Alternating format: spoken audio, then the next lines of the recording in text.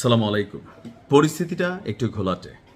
তো যেহেতু মধ্যপ্রাচ্যের বিভিন্ন দেশে লক্ষ লক্ষ না কোটি কোটি বাংলাদেশের মানুষ, এখানে শ্রমজীবী মানুষ আছেন, কর্পোরেট জগতের মানুষ আছেন, কেউ পরিবার নিয়ে বসবাস করছেন।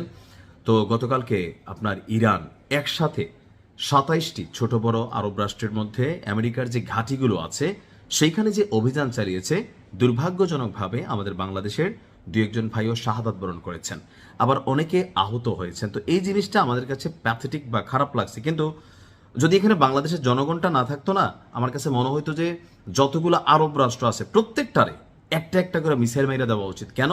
কারণ এরা প্রত্যেকে, আপনি দেখেন সৌদির আসল রূপ বের হয়ে আসছে না। এই সৌদি দীর্ঘদিন যাবৎ, কাতার দীর্ঘদিন যাবৎ, দুবাই দীর্ঘদিন যাবৎ তারা লবিং করতেছিল ট্রাম্প যেন ইরানরে ধরে। কারণ ইরানের সাথে সৌদির কিন্তু পুরনো শত্রুতা আছে, দুবাইয়ের সাথে, আরব আমিরাতের সাথে পুরনো শত্রুতা আছে, কাতারের সাথে কি আছে। কাতার সাম্প্রতিক সময়ে বর্তমান যে প্রধানমন্ত্রী আছেন তিনি আপনার পশ্চিমার এক ধরনের দালালে পরিণত হয়ে গেছেন।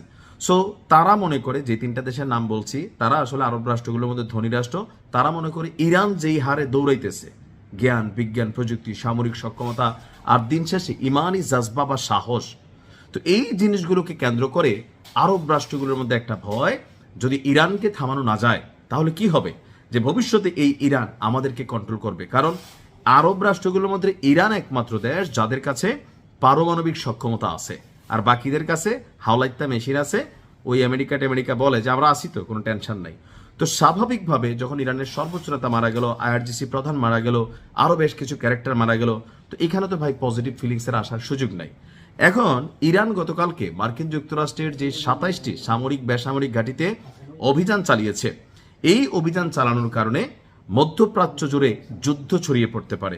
সেখানে বেশ কিছু মানুষ মারা গিয়েছে, বললাম না, বাংলাদেশের মানুষ সহ ওই দেশের মানুষ মারা গেছে, তাদের সামরিক বেসামরিক ভবনগুলো ক্ষতিগ্রস্ত হয়েছে, তারা অর্থনৈতিকভাবে অনেক চাপে আছে, ফ্লাইটগুলো বন্ধ আছে। তো সব কিছু মিলাইয়া একটা প্যাথেটিক সিচুয়েশন আসতেছে। কিন্তু আমার ভাই খারাপ লাগতেছে না। আমার যদি ২-১%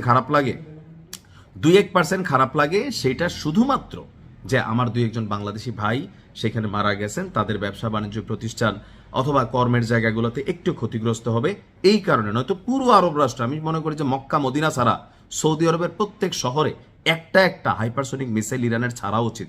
আর কিন্তু পিছু নামার সুযোগ নাই। অলরেডি কিন্তু খেলা শুরু হয়ে গেছে। প্রধান নেতার মৃত্যুর পরে কি হচ্ছে, সেখানে নতুন সেট আপ তৈরি হয়ে গেছে। আমার কাছে আশ্চর্য লাগছে যে প্রধান নেতার যে ভাস্কর্য ছিল বা ওনার যে স্মৃতিস্তম্ভ ছিল, এগুলাকে ইরানের এক শ্রেণীর জনগণ উপড়াই ফেলতেছে।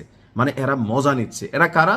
ওই যে ৪৭ বছর আগে ইরানের যে ক্ষমতাসীন সরকার ছিল রাজা পেহেলভি, তার যে একটা কুপুত্র আমেরিকা পালতেছিল এতদিন, সে কিন্তু তার খেলা শুরু করে দিছে। মানে একদিকে আমেরিকার সাথে যুদ্ধ চলতেছে, জনগণ দেশের প্রতি থাকা উচিত, ওইদিকে লুটেরা শ্রেণী, এই মব সৃষ্টিকারী শ্রেণী সারা পৃথিবীতে আছে, এরা গিয়া বিভিন্ন জায়গার মধ্যে এই ধরনের কর্মকাণ্ড করতেছে। তো একটা দেশের জনগণ যদি, তার ভিতরের অংশ যদি রাষ্ট্রের বিরুদ্ধে বিগড়ায় যায়, লাইক হয়তো অনেকেই আমার প্রতি রাগ হয়ে যাবেন, ১৯৭১ ধরেন যাদের প্রকৃতপক্ষে রাজাকার, এরা তো রাষ্ট্রবিরোধী ক্যারেক্টার ছিল। এখন ইরানের মধ্যে কিন্তু এই একটা শ্রেণী আছে। তো এদের কারণে আমেরিকা সেখানে একটা পজিটিভ অ্যাডভান্টেজ পাচ্ছে, আর ইরান আরব রাষ্ট্রগুলোরে সাইজ করবে, আর কিন্তু সুযোগ নাই। দেখেন বাইছা গত ১ বছরে যতগুলা মাথা ছিল, পরমাণু বিজ্ঞানী থেকে শুরু করে সবাই রে, সর্বশেষ প্রধান নেতা ছিলেন তাকেও শেষ করছে। আগামীতে তার বিরুদ্ধে যারা অবস্থান করবেন তাদেরও কিন্তু শেষ করে দিবে। ইসরায়েল আমেরিকা চাইলে আসলে এই মুহূর্তে আল্লাহর পরে বিশ্বাস করেন যদি ক্ষমতা থাকে কারোর কাছে, এটা হচ্ছে ইসরায়েল আমেরিকা। সো এই লড়াইটা যতটা স্বাভাবিক ভাবতেছেন ততটা না। তবে আমার মনে হয় ইরানের যারা মুজাহিদিন আছেন, তাদের অন্তরের যে জজবা, তাদের বক্তব্য হচ্ছে কি, আমি শেষ হবো কিন্তু তোমারে শেষ কইরা। আর এই আরব রাষ্ট্রগুলো যেগুলা মিত্রের বেশে আসলে মুনাফেক, এদেরকে আমার মনে হয় সাইজ করার সময় আসছে। ভাই মারতে থাকো, শুধু বাংলাদেশিরা যে জায়গায় আছেন একটু সিকিউর জায়গায় থাকেন, আপাতত কয়েকদিন বিশ্রাম নেন, প্রয়োজনে সরকার কর্তৃক নির্ধারিত বাংকারে গিয়ে অবস্থান নেন। ইরানকে এই খেলাটা খেলা শেষ হইতে হবে, নয়তো ইরানের অবস্থা ইরাকের চেয়েও খারাপ হয়ে যাবে, আফগানিস্তানের চেয়েও খারাপ হয়ে যাবে, গাজার চেয়েও খারাপ হয়ে যাবে। আল্লাহ হেফাজত করুক। আসসালামু আলাইকুম।